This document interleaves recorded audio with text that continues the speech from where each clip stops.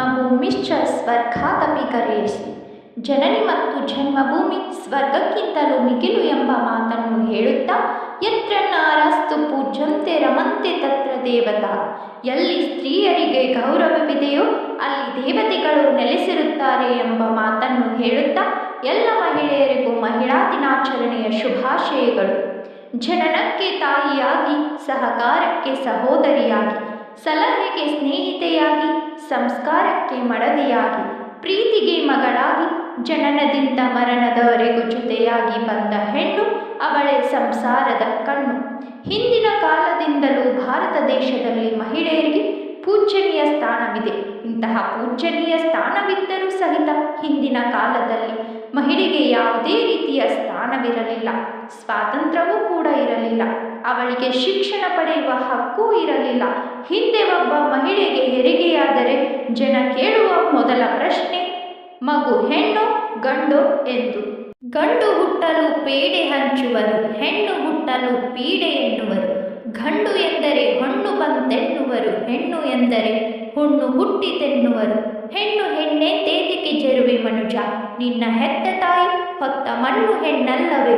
ಅಂದಿನ ಕಿತ್ತೂರು ರಾಣಿ ಚೆನ್ನಮ್ಮ ಹೆಣ್ಣು, ಇಂದಿನ ದ್ರೌಪದಿ ಮುರ್ಮು ಕೂಡ ಒಂದು ಹೆಣ್ಣೆ.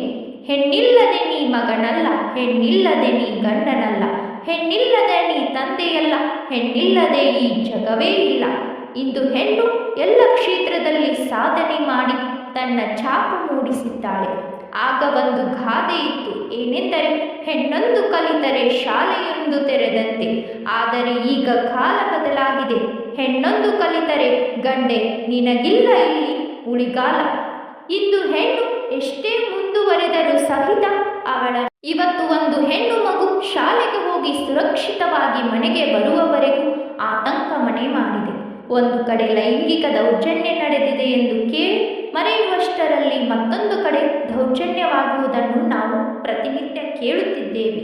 ಬರೀ ಕ್ಯಾಂಡಲ್ ಹಿಡಿದು ಹೋರಾಟ ಮಾಡಿದರೆ ಪ್ರಯೋಜನವಿಲ್ಲ. ಎಲ್ಲಿಯವರೆಗೆ ಮಹಿಳೆ ತನ್ನ ರಕ್ಷಣೆ ತಾನು ಮಾಡಿಕೊಳ್ಳುವುದಿಲ್ಲವೋ ಅಲ್ಲಿಯವರೆಗೆ ಲೈಂಗಿಕ ದೌರ್ಜನ್ಯ ನಿಲ್ಲುವುದಿಲ್ಲ. ಇಂದು ಪೋಷಕರು ಮಕ್ಕಳಿಗೆ ಗುಡ್ ಟಚ್ ಬ್ಯಾಡ್ ಟಚ್ ಬಗ್ಗೆ ಹೇಳಿಕೊಡಬೇಕು ಹಾಗೂ ಆತ್ಮರಕ್ಷಣೆ ಮಾಡಿಕೊಳ್ಳುವುದನ್ನು ಕಲಿಸಬೇಕು. ಸಾಧ್ಯವಾದರೆ ಕರಾಟೆ ಕಲಿಸಬೇಕು. ಮಹಿಳೆಯರು ಯಾರ ಜೊತೆ ಬೇಕಾದರೂ ಹೊರಗೆ ಹೋಗಬೇಕಾದರೂ ಯೋಚನೆ ಮಾಡಿ ಹೋಗಬೇಕು. ಯಾಕೆಂದರೆ ಇಂದು ಯಾರನ್ನು ಅಷ್ಟು ಸುಲಭವಾಗಿ ನಂಬಲು ಸಾಧ್ಯವಿಲ್ಲ.